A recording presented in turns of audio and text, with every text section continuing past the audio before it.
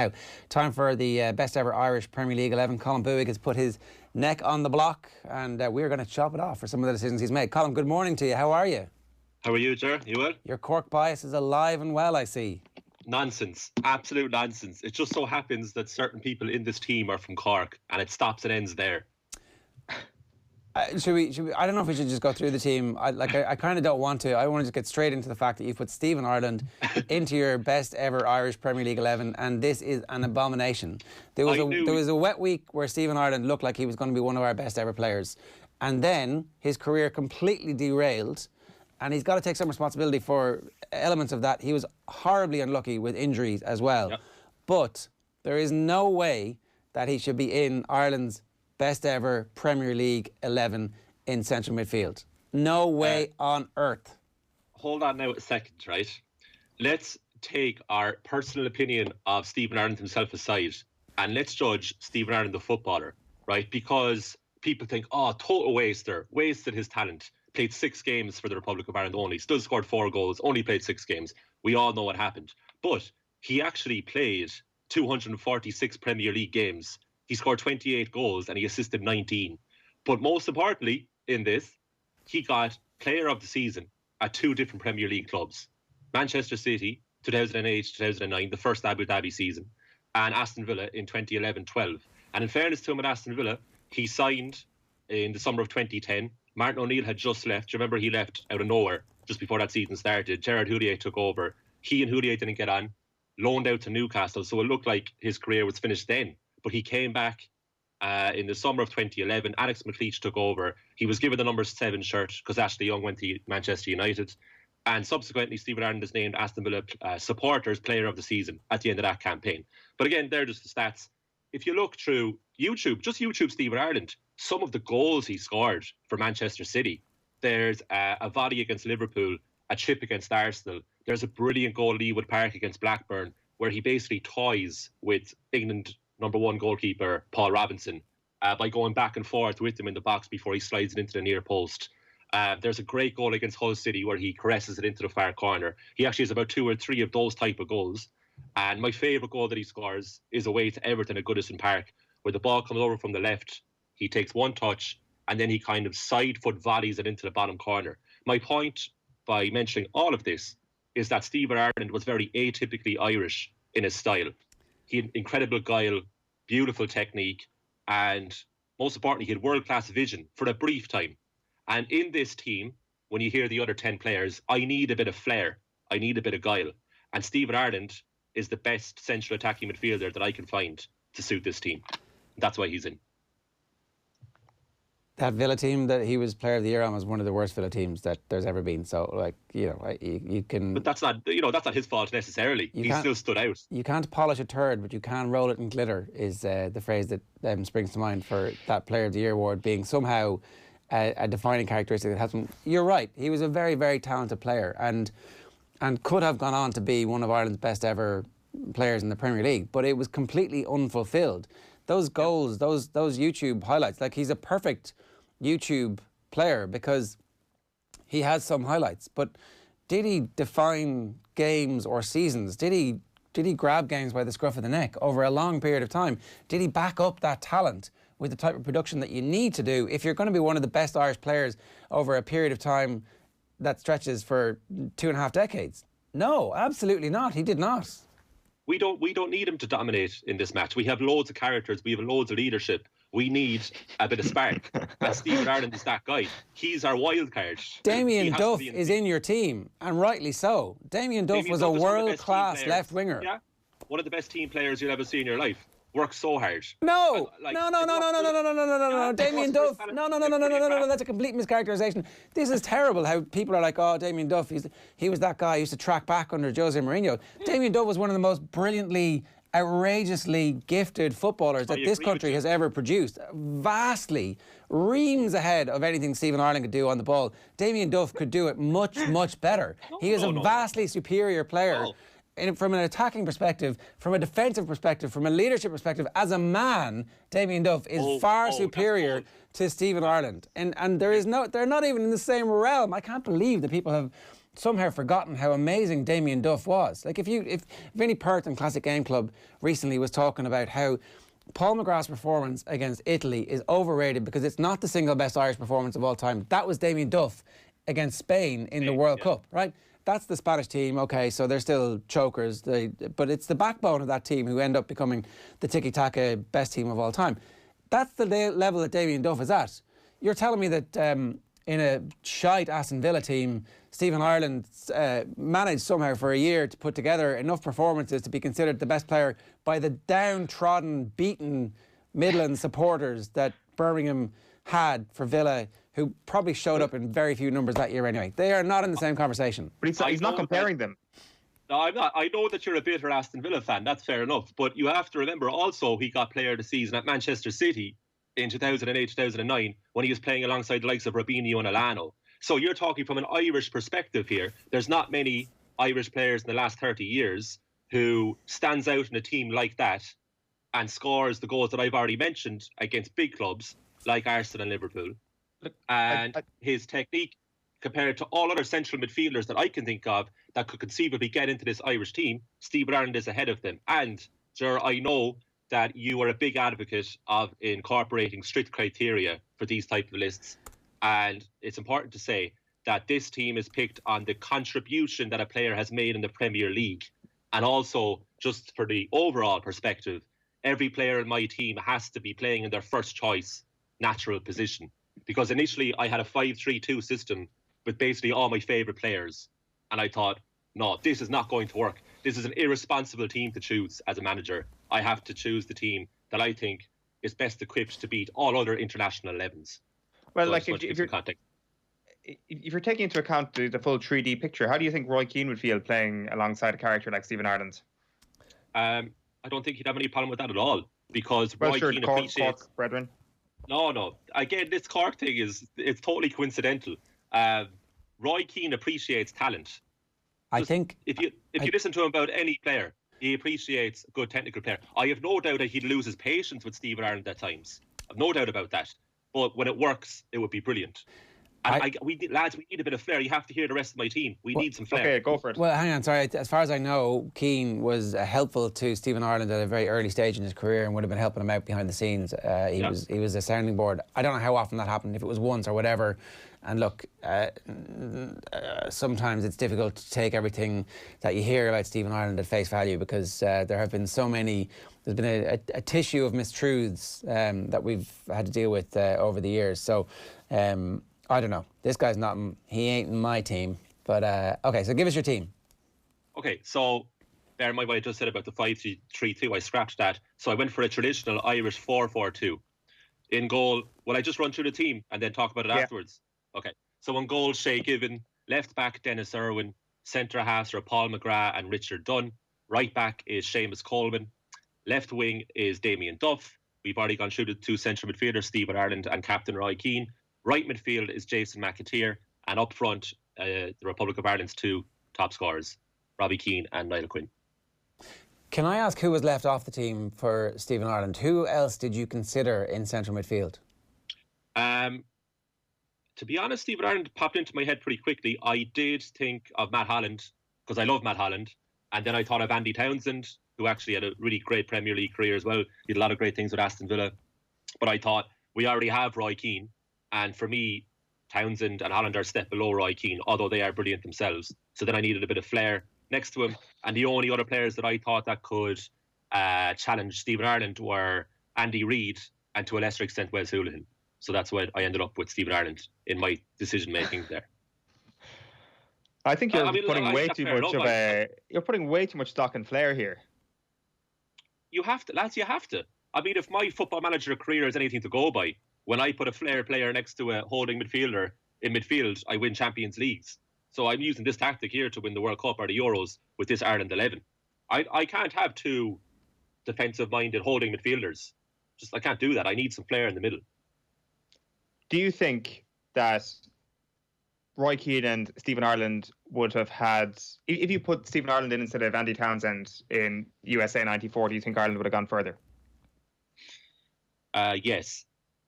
Yeah.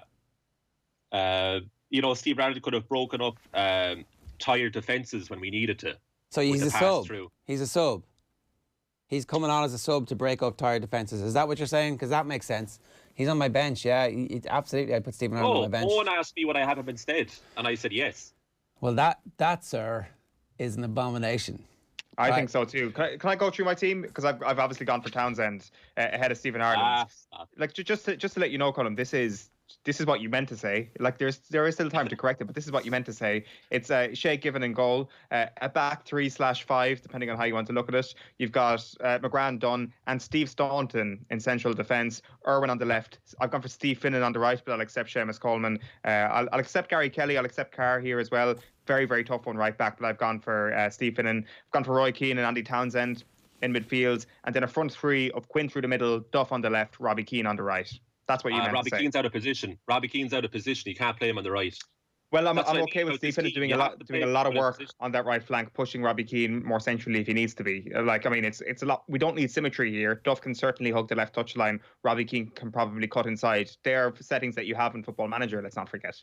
And look, we can all do this. Like, that's why my initial team of 5-3-2 had all my favourite players in there. But it doesn't work. That team wouldn't work.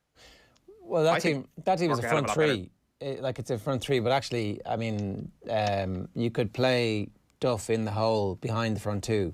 And so Duff is kind of an auxiliary midfielder. Well, my point is that you're playing wing backs so that the wide man duty of Robbie Keane wouldn't be as required. You've got Steve Finnan as a right wing back. Steve Finnan can be fairly advanced there because you've got Stan behind him covering the right centre back position, and he's got Paul McGrath behind him. So I think this actually allows you a good bit of leeway on the right flank for Robbie Keane to cut inside. I've thought about this. I hear your point, Colm, but I've thought about this. I haven't just thrown together my favourite team. I put together a team that would actually work very, very well. Okay. Why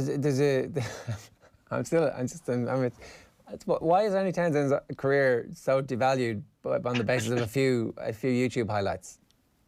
It's not. I hugely rate Andy Townsend. But I already have an Andy Townsend type figure in there in Roy Keane. So I want something else. It's nothing to do with Andy Townsend. It's the same reason that Steve Finnan isn't in my team. Very unlucky. Ian Hart, who scored 28 goals from left back. Very unfortunate that Dennis Irwin plays in his same position. And that's the criteria that I set for myself, because I needed to have some sort of organisation here. I couldn't just pick a team for the crack. What was your team? What was your original team before you butchered it? Go on.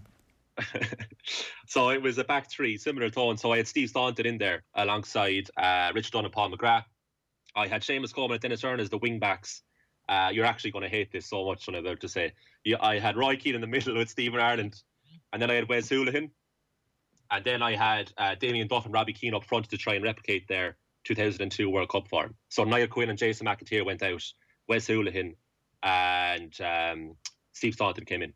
And it was 5-3-2. But I don't think it would work as well. Well, I mean, there's a bit of method to that team, actually. That's I think, a better football team in some ways than the team that you've picked. But obviously, we never got to see Wes Hoolahan fulfil his potential for a lot of different reasons, some of which is on him, some of which is on the prevalent football culture. Ray Houghton not getting in, despite the fact that his high heights were higher than McAteer's heights. Yeah, but remember, my criteria is this contribution they made in the Premier League. And although Ray Houghton had a really good stint with Aston Villa, they won the League Cup in 1994 and 1996.